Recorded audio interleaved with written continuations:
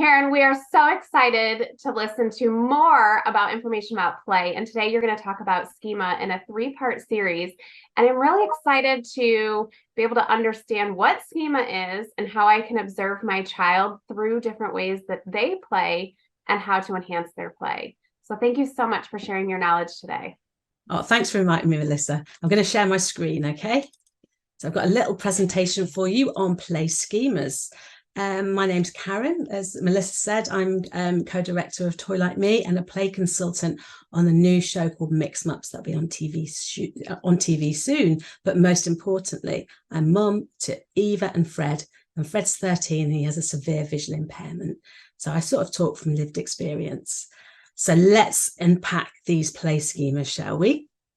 So here we are.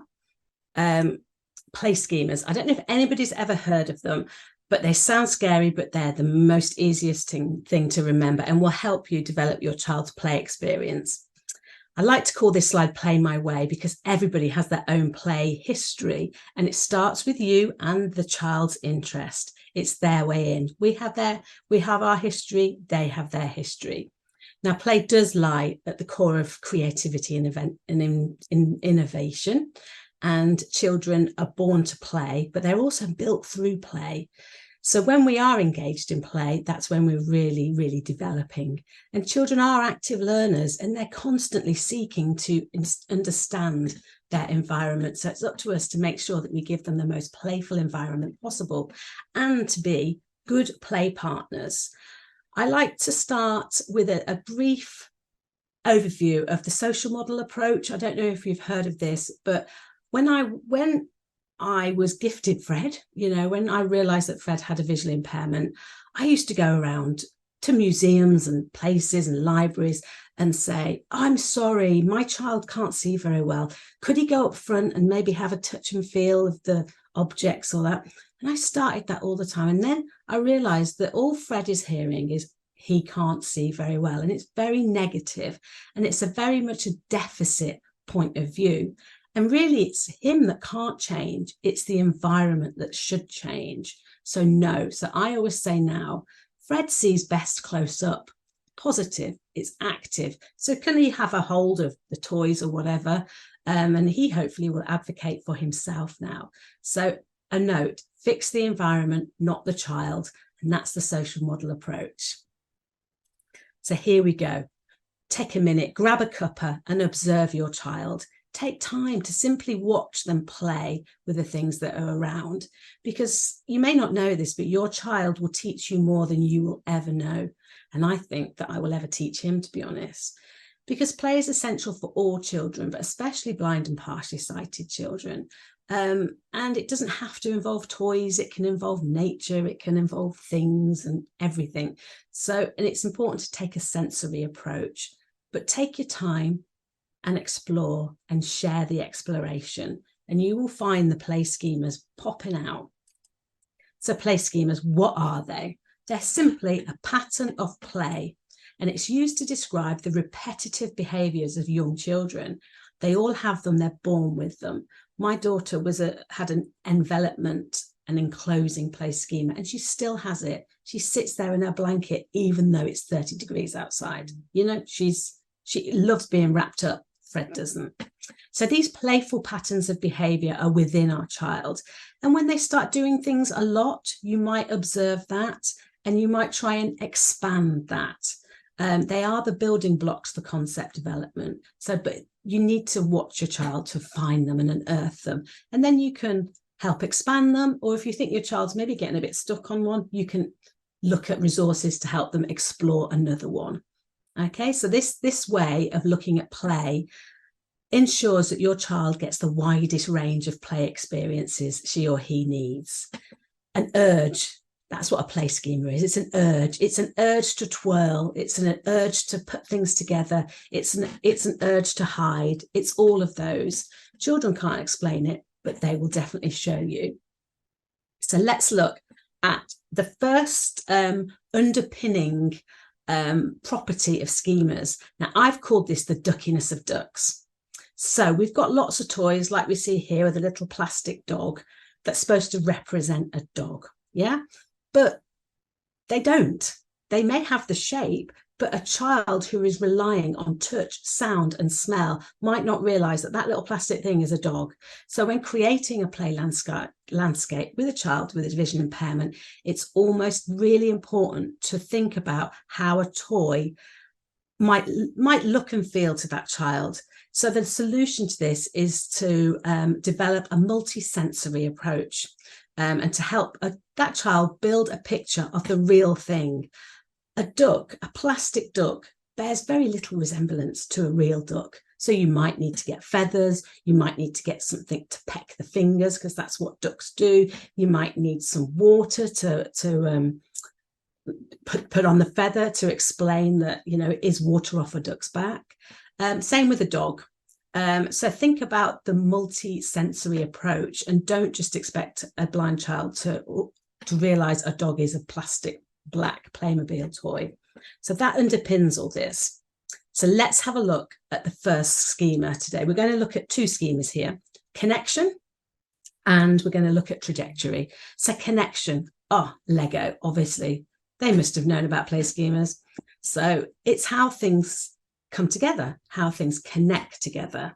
So kids, if your child is exploring an interest in connecting blocks, bricks, tracks, they might want to explore connecting themselves to each other.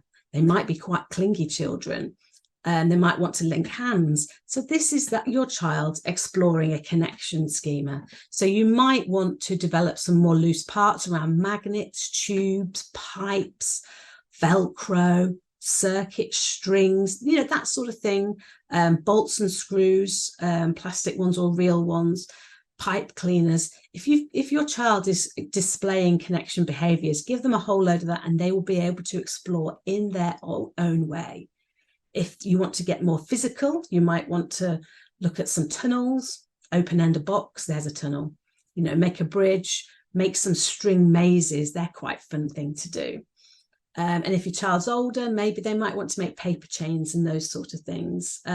So always have those opportunities available for your child to explore their connection schema. There's some pictures of children, my children and other children collecting their sort of connection schema experiences, right from these polydrons, magnetic blocks. Aren't they brilliant? They don't fall over a lot. These fidget pops are quite new to us. Loads of the kids love them. You can get light-up ones now. Big Lego blocks or bricks, stickle bricks, and also as they get older, maybe some coding things as well.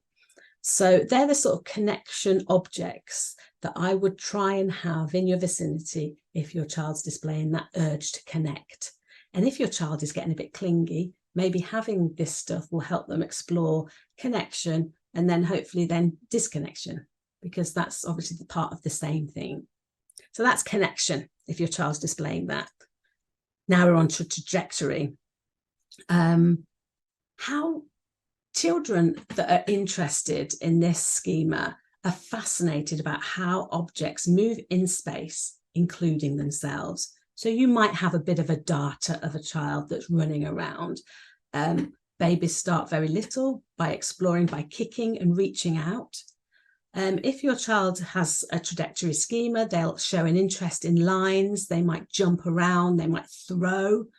When your child is on your high chair and keeps dropping that toy and thinks it's hilarious that you have to pick it up, or food, and then they drop it again. Yes, you might get annoyed, but actually they're exploring their trajectory schema. What happens if I drop this? It goes in a line, and my mum probably will pick it back up, and I can do it again. So there, it helps understand sometimes what we think of meaningless behavior, but it is very much important behavior. So loose parts, you've got a whole list there, including pom-poms. So if they want to throw things, let them throw pom-poms and balloons and silks and sponges, those sort of things.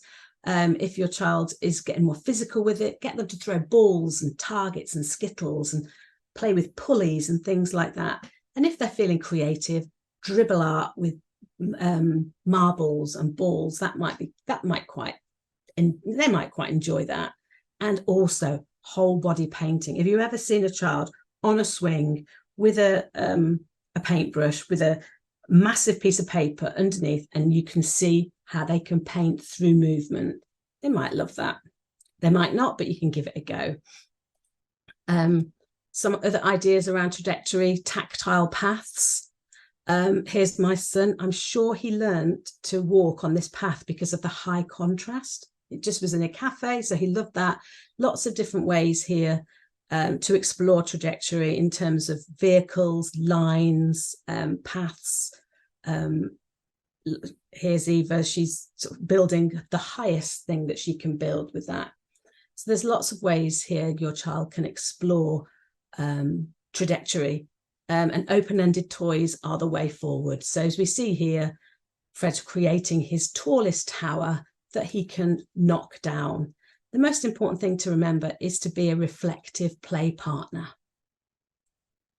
Oh my gosh, this just takes me back to when my kids were younger, and my son would always take the trucks and try to connect all of the trailers so that the connectivity, and it was just fun to watch. It is fun to watch. It is. And that's what they're doing. They're exploring all of that. So that's great that you let that happen.